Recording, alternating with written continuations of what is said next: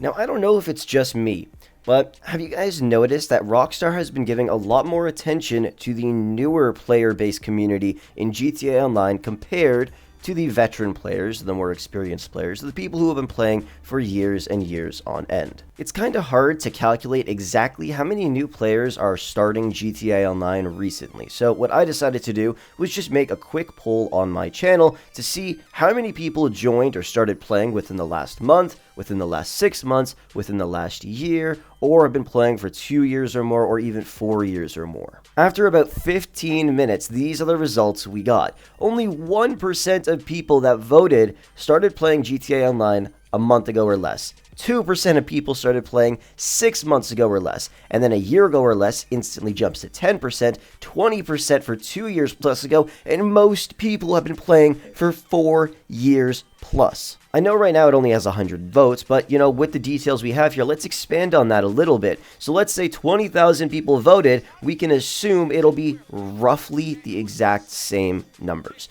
So that means only 1% of 20,000 people have started playing GTA Online in the last month ago or less, which is about 200 people out of 20,000. The majority of people that are playing GTA Online have started playing it 2 years ago or more, which literally takes up 87% of the community. So when you think of it that way, why is Rockstar doing so much for the newer players when there really isn't too many newer players actually starting GTA Online, even within the last year? And obviously those numbers will continue to drop because GTA is, getting old with a new game coming out and many other new games coming out. We can assume the amount of new players that actually start playing GTA Online is definitely going to drop significantly, even from right now. Let's take a couple minutes here to just discuss what Rockstar has been doing recently in GTA Online. Let's start off with the Los Santos Drug Wars DLC update. You got to admit, we all know it, that DLC is completely tailored to newer players.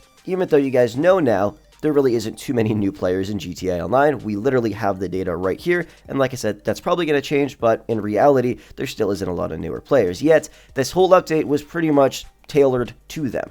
You get a free business, which, I can't really complain about that. It doesn't make a ton of money, but it's completely free, and it doesn't really help out more experienced and veteran players who aren't looking to make, 500K here. They're looking to make 5 million right here because they're trying to buy some insane stuff, and obviously they've been grinding their ass off for a very long time, so making a measly little 500K for this isn't as good as other businesses. Now, I'm not saying the Acid Lab is bad. It is a very good business.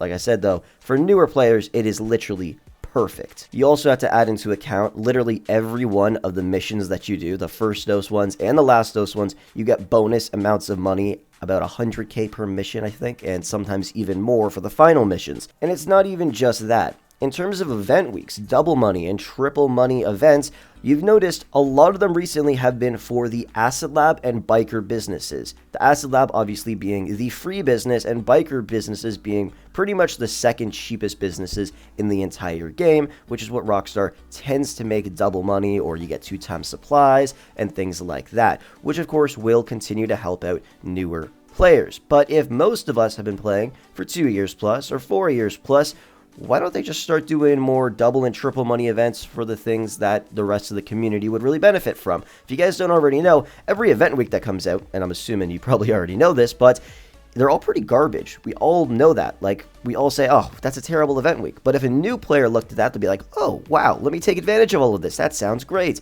But to us, we already know we just can't make that much money from it. We're looking for something great to make money from, and then we'll put the time into it. So Rockstar really has just been tailoring most of the stuff that has been happening in GTA Online recently to newer players, yet there really isn't too many newer players. Even with the price drops and increases, we probably have already all purchased at least 1 or 2 of those vehicles if you have been playing GTA Online for the past 4 years. And to be honest, it really doesn't have too much of an effect on us.